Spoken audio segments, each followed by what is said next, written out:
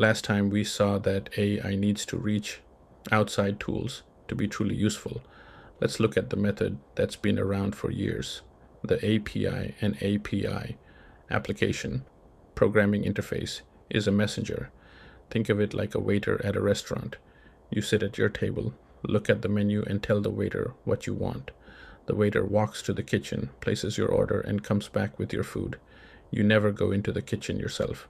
You never talk to the chef directly.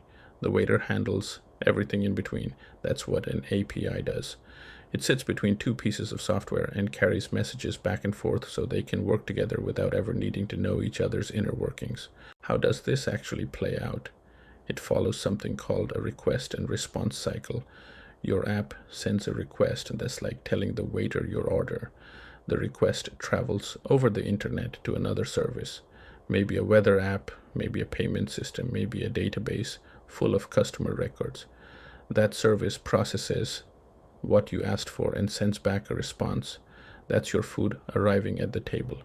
Every single time you check the weather on your phone, every time you log into a website using your Google account, every time an online store charges your credit card, an API request and response is happening behind the scenes. Invisible, but everywhere. Here's something important. You can't just walk up to any API and start making requests. Most APIs require something called an API key. Think of it like a VIP pass. The service needs to know who you are and whether you're allowed to access its data. This process is called authentication, which just means proving your identity. Without the right key, the API won't talk to you. It's a security measure, and honestly, it makes total sense. You wouldn't want random strangers pulling data from your systems either. This is where things get tricky. Remember how we talked about AI being a brain without hands?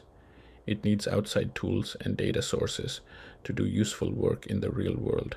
If you want your AI to check someone's calendar, that's one API.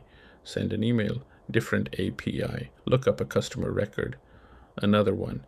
Pull a file from cloud storage, yet another. Each of these APIs has its own rules, its own format, its own authentication method, and its own quirks. A developer has to write custom integration code for every single connection, reading documentation, writing specific instructions, handling errors, testing everything individually. One connection might take a few hours, 10 connections, weeks. And here's where the real pain shows up. When you're building a traditional app that talks to 2 or 3 services, APIs are perfectly fine, manageable, predictable, but AI is different. A truly useful AI assistant might need access to dozens of tools. Your calendar, your email, your documents, your databases, your project management software, your analytics platform. Each one requires its own handcrafted connection. If any of those APIs change their rules, and they do, your integration breaks and someone has to go fix it. Multiply that across 50 tools, and you've got a full-time maintenance nightmare. The system that works beautifully for simple connections starts to buckle under the weight of all that complexity. APIs work great for what they were designed to do, but imagine your AI needs 50 different tools.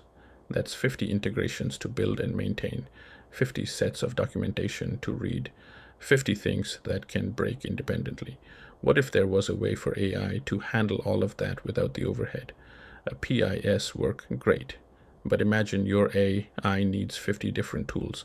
That's 50 different integrations to build and maintain. What if there was a way for AI to just find and use tools on its own? APIs work great, but imagine your AI needs 50 different tools. That's 50 different integrations to build and maintain. What if there was a way for AI to just find and use tools on its own? Tools